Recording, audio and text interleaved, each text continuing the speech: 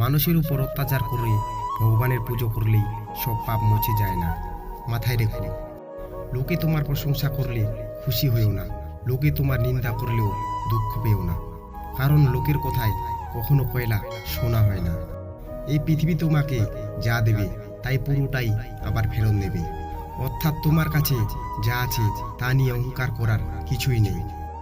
কারো পা চেটে বড় না হয়ে নিজে খেটে বড় হও, দেখবে সেটার মজাই আলাদা। জীবনে সবকিছু একবার হলেও চেষ্টা করা উচিত, কারণ স্রষ্টা প্রতিষ্ঠা মানুষকে কিছু না কিছু যোগ্যতা দিয়ে পৃথিবীতে পাঠিয়েছেন।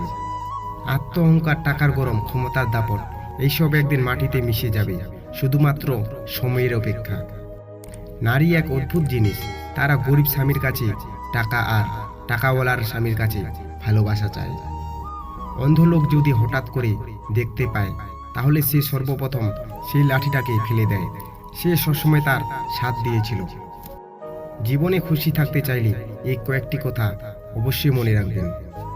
1. কথা কম বলবেন, অপ্রিয়জনতা কথা বলার থেকে নিজেকে দূরে রাখবেন।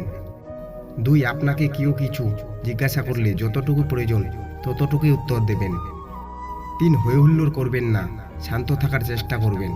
4. সিরিয়াস মুভমেন্ট বিচলিত হবেন না, চোখ বুজে ভাববেন কি করা উচিত। 5. বিপদে পড়ে আতঙ্কিত হবেন না, শান্ত থেকে উপায় খুঁজতে থাকুন। 6. অপচয় করবেন না, সেটা যা কিছু হতে পারে। 7. ব্যক্তিগত বিষয় কারো সাথে শেয়ার করবেন না।